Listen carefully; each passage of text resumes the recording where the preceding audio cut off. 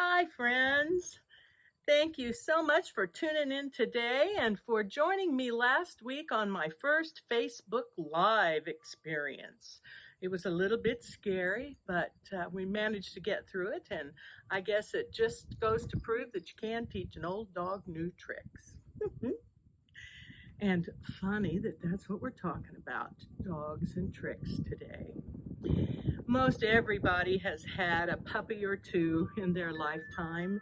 And if you did not happen to own a dog yourselves, you surely watched Lassie or Rin Tin Tin. And I think everyone has read the book Old Yeller. Yes, dogs have proven themselves over and over again to be good friends, to be loyal, to be kind, to be understanding, and they can make us happy on the absolute worst day when you run home and there's a tail wagging and just a little bark just makes you feel good all over. Whether they're herding sheep or whether they're hunting game, whether they're supporting people with disabilities or simply acting as a companion, unlike any other, dogs help humans with day-to-day tasks. Dating clear back to the 16th century, they served as service helpers for blind. And by the 1970s, dog trainers even worked with dogs to help with people with other disabilities. And many times, dogs are brought into nursing homes and hospitals just to help cheer and help comfort. As if those duties aren't enough, dogs also help prevent crimes. And they save lives in the cases of drug sniffing dogs or bomb sniffing dogs. Studies have even shown that people that have dogs tend to have longer lifespans and they are at a lower risk for cardiovascular disease. Maybe I ought to consider getting a puppy, you think?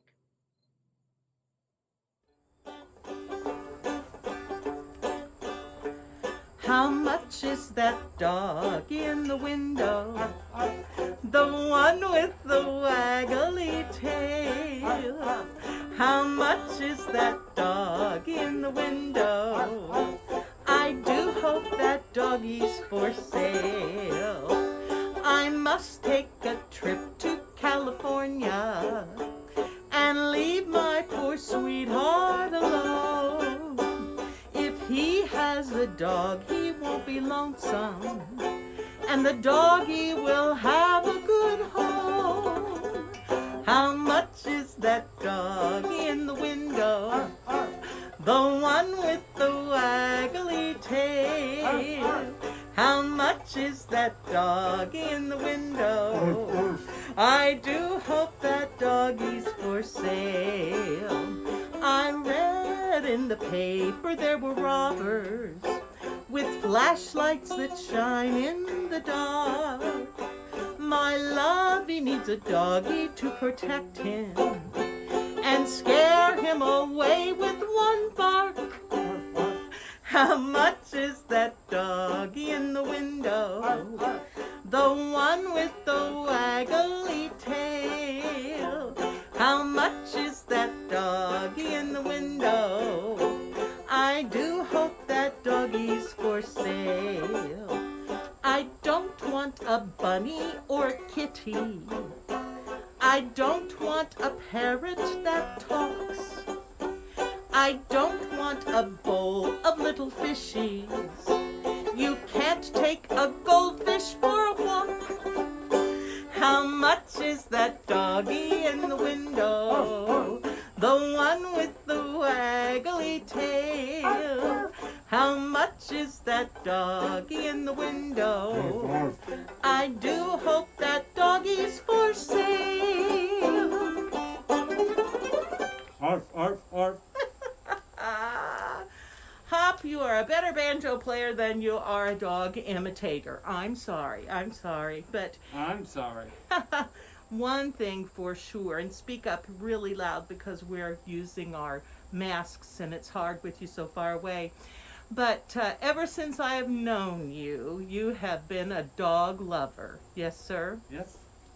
Especially of golden retrievers. Yes, we had 2 golden retrievers, Sam Yep. and Sophie. And Sophie. Sophie was the last golden you had. Yeah. And Sophie came into your life. It was Ross's dog, your son. And then Ross got a girlfriend, and that kind of Ross moved out, and the dog stayed with you, yes? Yep. So this all happened about the time that my littlest grandkids were being born. So we always teased Robin that I had grandkids and he had a grand dog. But you definitely treated that dog as a family member. Oh, absolutely. Yeah. Absolutely. And what was so very, very special about Sophie? Well, Goldens, and especially Sophie, of course, once you get hooked on them, it's you're hooked. But Goldens have these eyes that are just so memorable that they just get you so quickly, and make you fall in love with them very, very easily. And Sophie did that And for sure. Sophie did that for sure. And you two were best buddies. We were buddies. Yep. We. I shouldn't say this, but Sophie and I went to Chick-fil-A for lunch almost every day for I don't know how many years. And almost every evening we went to McDonald's for an ice cream cone. And nobody at McDonald's or at Chick-fil-A knew your name, but everybody knew Sophie. Sophie. They all knew. Yes, yes. And when she left this world, everybody said, "Where's Sophie? Where's your buddy today?" Yeah. And yeah, a lot of people missed her. Not to mention us. She made a big difference. She was good. She loved me too. She was Yeah. a special, Yeah. special dog for sure. And today you have been to rehab. You're probably almost finished with your rehab from your Guillain-Barré syndrome, and you ran to the car. I happened to pick you up, and there was a real surprise there today, wasn't there? Yes. Other than that you were doing really Yes. good. Oh, yes. It just happened that there was a woman there who was doing some therapy, and she had a service dog. She's involved with service dogs, and she had a service dog there. And how cool was that, since we were going to come back here and record? See, everything happens for a reason, guys. And Robin happened to have his iPhone with him, and he asked to record. And so we're going to show you this dog that was in therapy today with Robin. Yes. Thanks, Hop. You're welcome. This is Perry, and he is a Canine Companions for Independence service dog. He's a facility dog, so he works with me. I'm a speech pathologist, and he works with me at school. But he's trained the same way as all other of their service dogs. So he came knowing 40 commands. Since we've had him, we've taught him about 5 to 10. So he can jump on your lap, he can pick up a credit card, he can pick up a pen. Wow. He can open doors, close doors, he can do all that kind of stuff. And they're a great organization. They cost about $60,000 to raise the puppies, and they give it us for free. Wow. So yeah. Perry, can you knuckles? Good boy. Shake. Excuse me. Hey, focus. Shake. Thank you. Do you want to pick up something? You guys have a pen or something? Credit card? Can he do keys? Oh yeah, he'll pick up everything. Pepper, get. You got it. Good boy. Sit. Hold. Give. Good boy. Do you want to get keys? Just drop them. Oh, I dropped my keys. You got it. Come on. Good boy. Good job. Sit. Hold. Give. Good boy. Good job. Oh, wonderful. Yeah. Yeah, we're very proud. It took us about 2 years to get him. Yeah. Well, thank you very, Of course, very much. anytime. Good. I'm so glad that Robin thought to record that service dog for us while he was at therapy. Service dogs are so important to many. He also remembered that he had a short video of his Sophie and me from about 7 years ago. Every time I would arrive at Robin's house, and Sophie knew I was coming, she would go to the front window and then she would start to sing. And she would sing and sing and sing till I walked through the door, and there she would greet me with her bone that I had to give a little toss to, and would sing at the top of her lungs.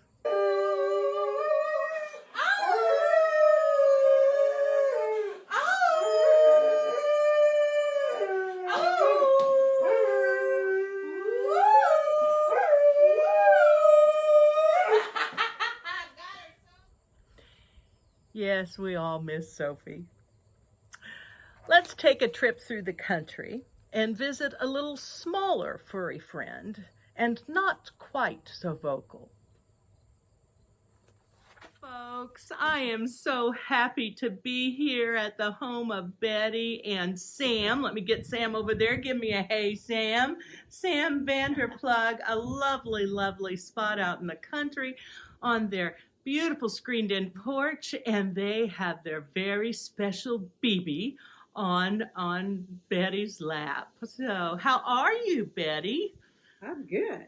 Bibi's being bashful. She's being usually camera shy. Well, not normally. She usually poses. Well, tell me something about this precious little bundle of joy. Well, Bibi is 8 years old. She was a present from my middle brother to my oldest, to his older brother, for his birthday 7 years ago. And my brother then shared Bibi with all of us. We'd all get together several times a year. Hi, Bibi. And we would meet at different homes. And I got to name Bibi. You got to name her? Because he couldn't think of a name. I said, well, you always calling people baby. So why can't she be Bibi for Baby Batkins? Oh, and that I was love it. my brother's last name, Batkins. Baby so Batkins. Baby Batkins. So she was Bibi.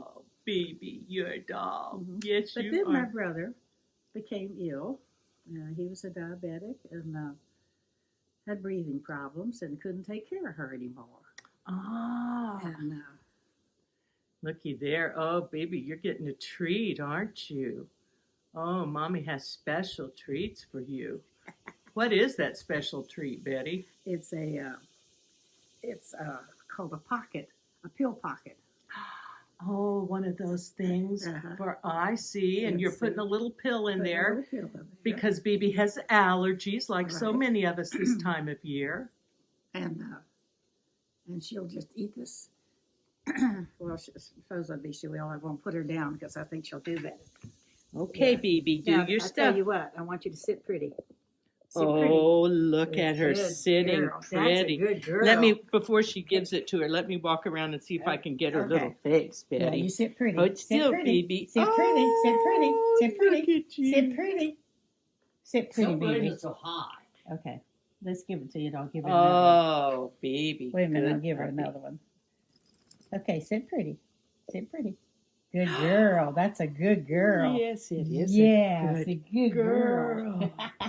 Good girl. That is a Bibi. good girl. Oh, she says, oh, Mommy, got anything else there in the hands for me? Oh, yeah. Yes. Yes, I do. Oh, looky there. So Aren't you anyway, Bibi, I named her, and Carl traveled out here, until he got sick, and so she was used to Sam and I, and she was used to traveling. She's a wonderful traveler.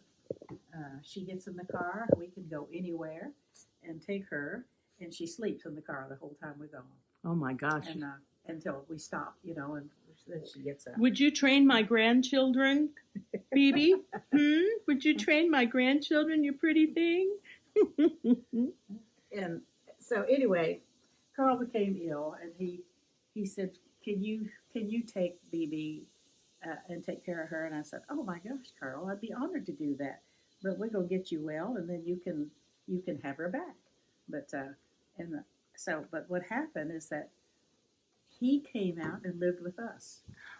we took care of him because he Yes. got so bad he couldn't drive anymore, and he had terrible. He was on oxygen, but Bibi, when he moved out here with us, I mean, he still saw her because we would travel to Virginia, and he would see her then.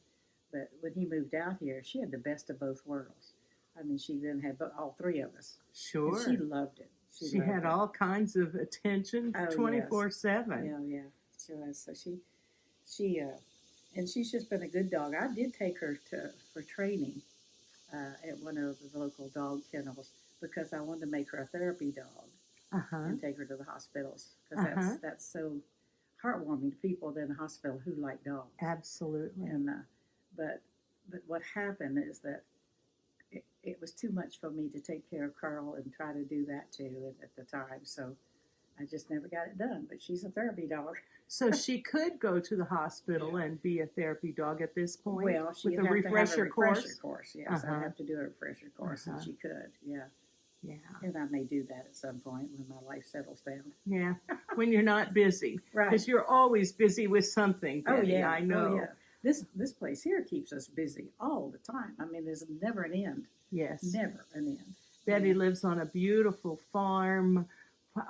What direction is this, Sam? I'm directionally challenged. What area in Shelby County is this? Northwestern Yeah. Shelby County. Morriltown. I should have known that, in Morrill Morrill Township. Right. A beautiful farm Yes. and a beautiful farmhouse that's just full of wonderful things, which we're going to do a whole nother program just on Sam's interests here too. So I'm excited about that. And now Bibi's being antisocial, isn't she? Hey, Bibi, come here. Come over here. Come over here. Bibi, come here, you pretty little thing. Oh, aren't you just a pretty puppy? You need a little loving. Do you need a little loving? She doesn't like her head touched. But I'm not sure why. She just Huh. doesn't like her head touched. Aw. Yeah. Yeah. You'll Are you talk to just going to lay down there and show your stuff for a minute? She's You just pretty gonna little talk. thing. her. Yeah. Bibi. So how long of a trip has Bibi been on with you, Betty? Oh, she's been to Virginia lots of times.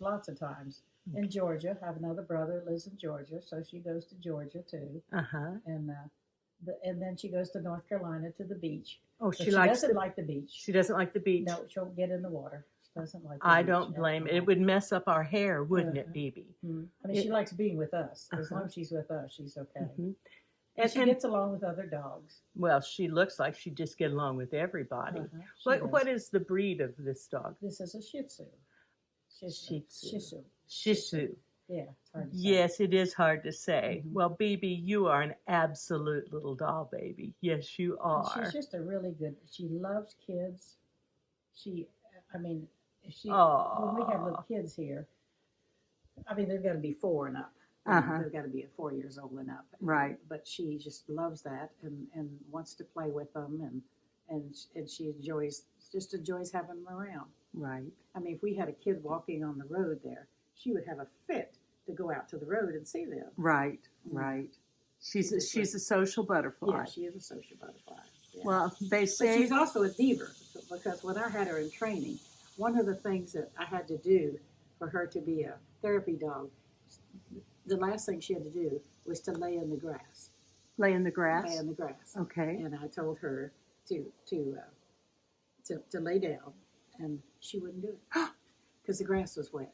Oh, And so the trainer said, "Now, Bibi, were you being cantankerous? Huh? said, don't lose your patience. She will do it. Just keep telling her, down, baby, down." Uh-huh. And she Finally, like after 3 minutes, which is a long time, I sure. thought we're gonna fail the test just because she will lay in this grass. But she finally She did. finally did. She Yeah, finally did. did.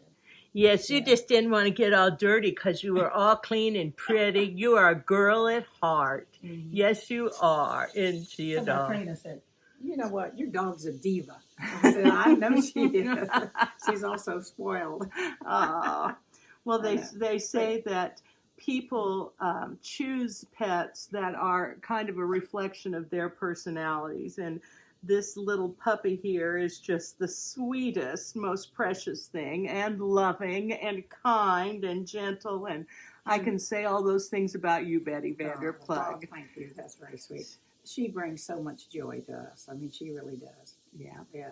And I've never seen her growl at anybody. she's Never growled at, not even you, Sam? No. Oh, golly. That is pretty good if she's never growled at She anybody. just likes people. Uh-huh. For some reason, she just doesn't like to be petted right on the head. You can pet her on the back, scratch her on the back. And she also, Carl never cuddled her when she was young. Uh-huh. And so she doesn't like sitting in your lap like a lot of dogs do. Uh-huh. And she doesn't like, you can pick her up. And she'll let me hold her for a little bit, especially when we're gone and come back home. You think we've been gone for 3 years or something, because she jumps up and she gives me a kiss on my nose, and but she Well, she's just a really good dog. She is a loving little thing. So Yes, we're she going to is. take one more little look at that precious little Bibi. Hi, Bibi. You're so sweet. Yes, you are. Yeah, good dog. Yes, she is. You're a good dog. So you lay there and soak up some sunshine, okay? Now, see, she's ignoring you. She does that every morning. She's ignoring me. Yes, she is. She must have talked to my husband. She'll do that when I call her. She'll turn her head away and like, I can't hear you. Just like a child. I can't hear you. Just like a child. So, well, Betty, thank you so much for inviting us into your home and sharing your sweet Bibi with us. Thank And you. I appreciate that. we're going to look forward to coming back here and visiting and spending special time with Sam over there, because he's sure got some interesting things too. Yes, So. Yes, he Anyway, thanks so much. Enjoy this gorgeous day. does. I will. Thank Okay. you. Thank you, Kathy. Bye. Two lovely ladies, Betty and Bibi. I almost spent the whole day there, but I must head back home because there's somebody there that I really want you to meet. And folks, here is someone near and dear to my heart that can tell us all kinds of stories about dogs. Some of them that I've asked him to be a little careful that he tells. Anyway, this is my son, Jeremy Miller. I know many of you know him. And Jeremy's been down for dinner with his lovely wife, Angela, tonight. And they brought Miles the dog with them. Why don't you give Miles a holler and see if he'll come and pay attention to you for a minute. Come here. Come here. Ah, Miles. Miles, are you being a little bit there? You better go over and see your daddy. Come here. Go see Daddy, Mr. Miles. Go see Daddy. Oh, he's too excited. He's too excited. Well, he'll show us his stuff in a little bit. You know, Jeremy, when you were a little kid, we had some dogs. Can you remember any of the dogs we had? Yeah, I believe the first dog we got from Aunt Lisa. He was a big Australian sheepdog. Couldn't hardly see his eyes. We had him for a little bit. What was that dog's name? Calvert. He bit the Schwann's man, didn't he? He bit the Schwann's man. And later on, we had the two Beagles, Tippy and Spot. And they were really, really good dogs. They used to follow Dad up the road to the farm every day. And Dad ended up running one of those dogs through the combine when I was about 14 years old. I wasn't real happy. It was an accident. He was chasing rabbits, wasn't he? Yep, dog was chasing rabbits and it went through the combine. And that was Tippy, right? That was Tippy. And Spot, who was her best friend, he ended up coming down and laying down in the barn and dying. He was dead within about 3 days. They were best friends and inseparable, and Spot just laid down and died. That's a sad dog story. Yes, it is. Yes, it is. Yes. But so you kind of got away from the dog thing, and really you were more into cats. We always had cats growing up, always had a lot of barn cats around, and we had one cat in particular that was in the house, Cuddles, who was my favorite cat. I actually had my senior picture taken with that cat, and I've caught a lot of grief from people over the years about that, but that's all right. And your son, Jackson, is actually threatening to do the same, Yeah, isn't he? Jackson's got a cat that he likes down here, Tom, and he says he's going to have his senior picture taken with him, too. Oh, it runs in the family. Indeed. It runs in the family. No. Well, tell me about the dogs that you had since you and Angela have been married. Angela and I, we've been married 18 years now. And the first dog we got, really that that stuck was it was an Great Pyrenees. We got Max, the Great Pyrenees, when Jackson was in preschool, and he was just an itty bitty little fluff ball.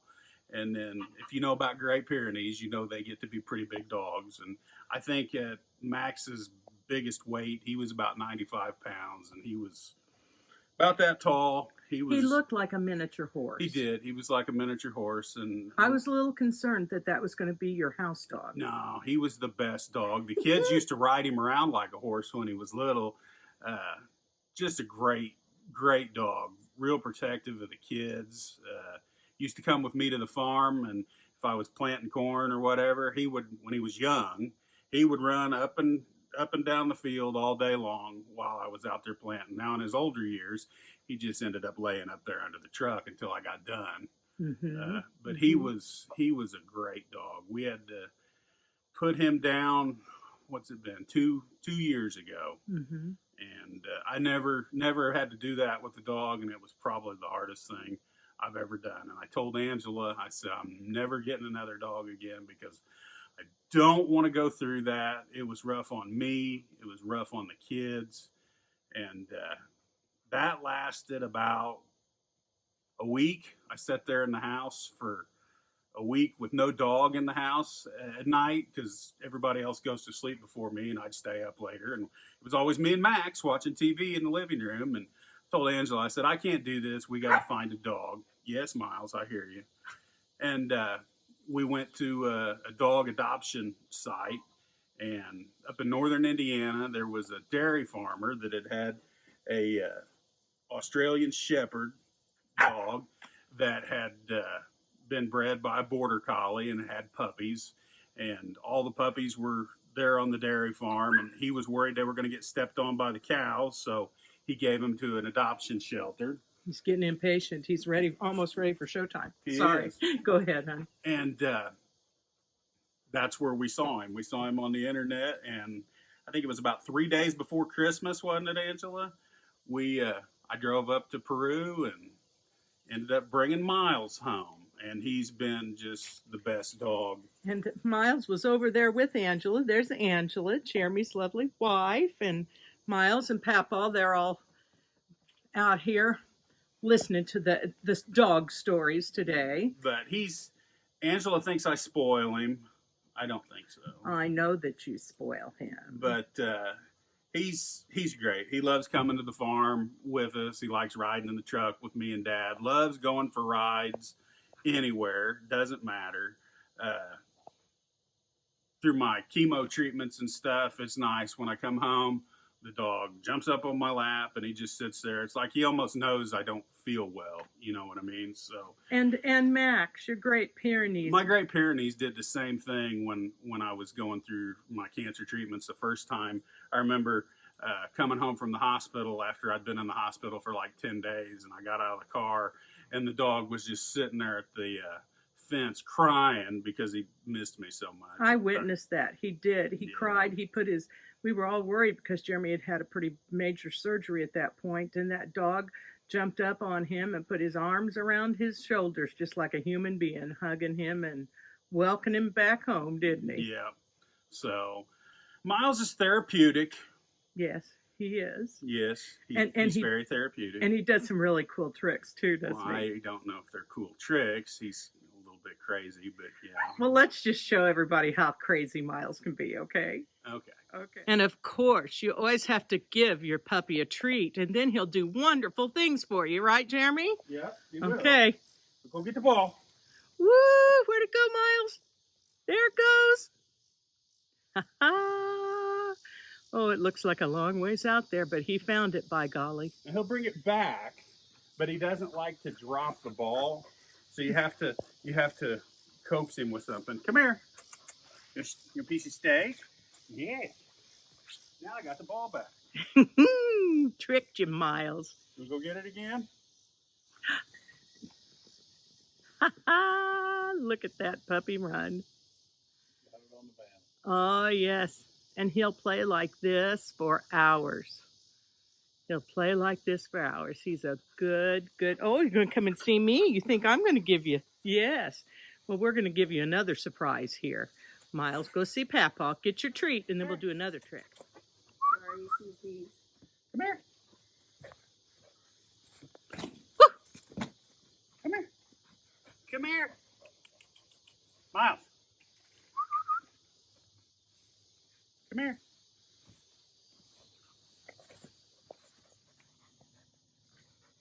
Get her. Get her, Miles. Get her. Woo! Woo! Oh, good job, Miles.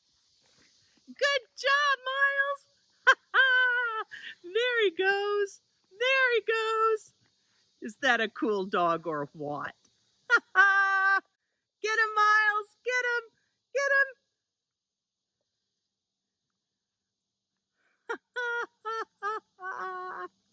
Come on, Miles. Come on back. Sit. Good boy. Sit, Miles. And Miles was so good showing off for everybody that he's getting leftover steak, and Mommy and Daddy are feeding him.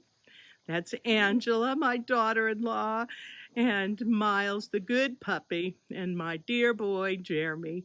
Thanks, Jeremy, for taking time to talk to us today about your puppies. No problem. Okay, see you later. Yes, man's best friend certainly does describe the relationship between my son and his vigilant dog, Miles. But you know, I got to wondering where that man's best friend line came from. And after I did a little research, I thought the story was quite interesting. I would like to share it with you. There was a gentleman by the name of George Graham Vest. He was a congressman during the Civil War, and he also retired as a senator from the U.S. Senate. But he was best known for a closing argument that he made when he was a lawyer in his earlier days. In fact, the text from this speech, from this final argument that he made, has been used in several movies throughout the years, and was also used by Ronald Reagan in a Death Valley Days episode where he portrayed George Vest in 1964. The reason is, you see, Mr. Vest in 1870 represented a client whose hunting dog, a foxhound named Drum, or Old Drum, had been killed by a sheep farmer. The farmer had previously said that he intended to kill any dog that came on his property. And the dog's owner, Mr. Burton, was suing for damages of about $150. That's about $3,100 in today's world. That was the maximum, $150, that was possible at that point. During that trial, George Vest stated that he would either win that case or he would have to apologize to every dog in the state of Missouri. His closing argument to the jury made no reference to all of the evidence that was offered during the trial. Instead, he had a eulogy of sorts, a eulogy of the dog, and it's one of the most endearing passages in American courtroom history. I want to share it. Gentlemen of the jury, the best friend a man has in this world may turn against him and become his enemy. His son or his daughter, who he has reared with loving care, may prove ungrateful. Those who are nearest and dearest to us, to those whom we trust with our happiness and our good name, may become traitors to their faith. The money that a man has, he may lose. It flies away from him, and perhaps when he needs it the most. A man's reputation may be sacrificed in a moment of ill-considered action. The people who are prone to fall on their knees to do us honor when success is with us may be the first to throw the stone of malice when failure settles its clouds upon our heads. The one absolutely unselfish friend that a man can have in this selfish world, the one that never deserts him and the one that never proves ungrateful or treacherous, is his dog. Gentlemen of the jury, a man's dog stands by him in prosperity and poverty, in health and in sickness, and he will sleep on the cold ground where the wintry winds blow and the snow drives fiercely, if only he may be near his master's side. He will kiss the hand that has no food to offer, will lick the wounds and sores that come in encounters with the roughness of the world. He guards the sleep of his pauper master as if he were a prince. When all other friends desert, he remains.